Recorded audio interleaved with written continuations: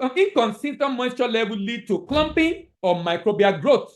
Inconsistent particle size, irregular particle size affect the texture and quality of the cocoa powder.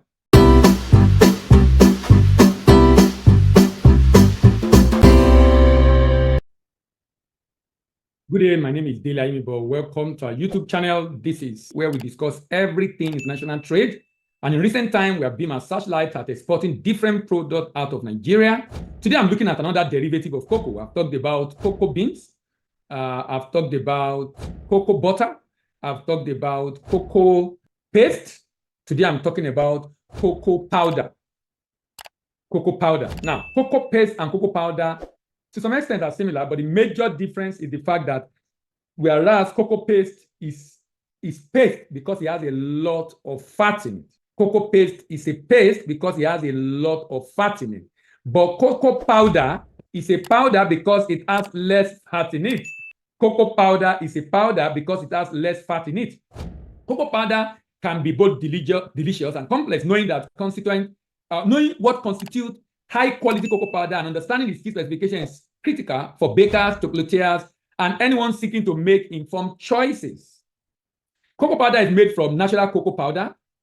We have natural cocoa powder, rather, that's talking about the types, and we have a Dutch processed cocoa powder, separate.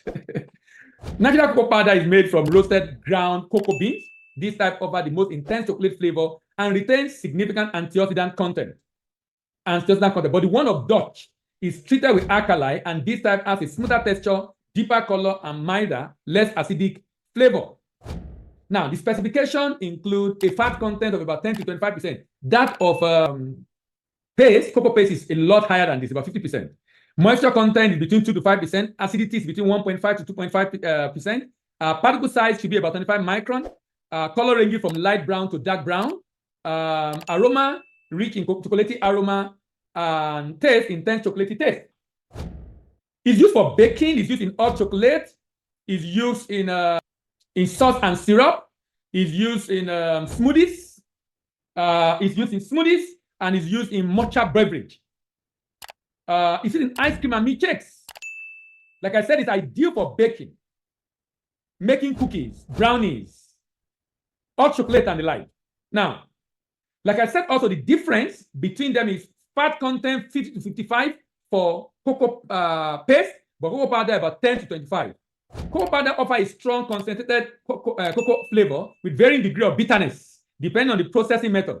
But cocoa paste boasts a deeper, richer chocolate flavor with less bitterness due to the retained cocoa butter.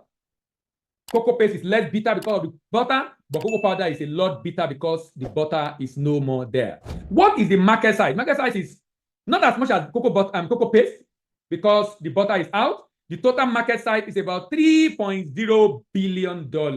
Remember that of cocoa paste, about $4 billion. Who are the people that buy? Cocoa powder demand is $54 million from Oceania, $174 million from South America, $180 million from Africa, $506 million from Mexico, from North America, Mexico, Canada, and the US, $912 million from Asia. Japan, European are the largest importer of cocoa powder, 1.19 billion. So who are the major importer in Europe, in Asia, and America? Largest importer of cocoa powder is Russia.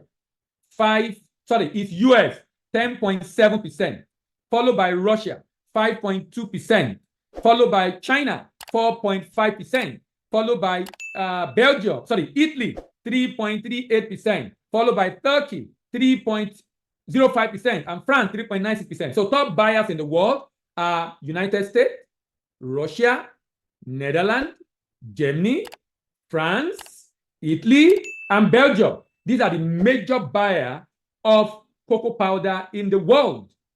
These are the major buyers of cocoa powder in the world. How then do you package cocoa powder for export? Cocoa powder product for export is a critical aspect that ensures preservation of quality and meeting regulatory requirements and enhances the marketability of the product. Proper packaging helps prevent contamination, maintain freshness, and protect the cocoa powder from environmental factors. Use a food-grade packaging material. that has barrier properties. Select a packaging material with excellent barrier property that prevent moisture, that prevents sunlight, that prevent air from affecting the content of the powder. The packaging format usually in bag of varying sizes or pouches, depending on the needs of the buyer. It's important that it's also sealed to prevent moisture and air from entering. It's also important to have a tamper-proof to ensure that if it's open, it can be detected, and to ensure the integrity of the packaging materials or the packaging process. Also state the handling instruction for transportation, storage, and retail handling to prevent damages of the packaging material. Clearly indicate also on the body the shelf life, and of course the batch coding, and ensure secure loading of cocoa powder product during transportation to prevent any damage to it. Now, just like any other product, it's a processed food, so NAFDAC will be required. It's a processed food, NAFDAC will be required. A third-party inspection will be required. Apart from the regular pre-export documentation, NXP, export license, pro forma invoice, and single good declaration and CCI from inspection agent, and of course, shipping document, bill of lading, invoice, and packing list. There should be a third-party inspection done on this product. Third-party inspection done on this product. And it should be NAFDAC approved. Remember, that's the only way you can have an idea of the quality of what you are even selling. What are the issues people have when they are exporting this product? Quality issues. Contamination. Contamination with foreign particles during processing, packaging, and transportation. Implement a strict quality control measure, including thorough cleaning of the equipment, regular inspection, and proper storage. Then moisture content variation. Inconsistent moisture level lead to clumping or microbial growth. Clumping together or microbial growth. Monitor and control humidity during processing and packaging. Utilize moisture-resistant packaging material and implement proper packaging conditions. Inconsistent particle size. Irregular particle size affect the texture and quality of the cocoa powder. Off-flavor odor. Development of off-flavor or odor due to improper fermentation, roasting, and inadequate storage. To mitigate this, ensure proper fermentation and roasting process, implement appropriate storage conditions. For inconsistent particle size, employ advanced milling technology to achieve uniform particle size. Color variation. Inconsistent color affecting appearance and marketability of the product. Control roasting parameters to achieve consistent color. Use color measurement tools for quality assurance. Oxidation and rancidity. Exposure to air. Inadequate storage leading to oxidation and rancidity. Maintain airtight packaging and oxygen barrier, and of course, implement FIFO, first in, first out, so you ensure you don't keep it too long in the storage area. Microbial contamination. Microbial contamination. Presence of harmful microbial activity affect product safety. Adhere to strict hygiene practices during processing. Implement pasteurization or other microbial reduction techniques. Conduct regular testing. Conduct regular testing. Conduct regular testing. It's so important that you conduct regular testing. Fluctuation in storage temperature leading to quality degradation. Maintain consistent storage temperature within recommended range. Implement climate control storage facility. Climate control storage facility.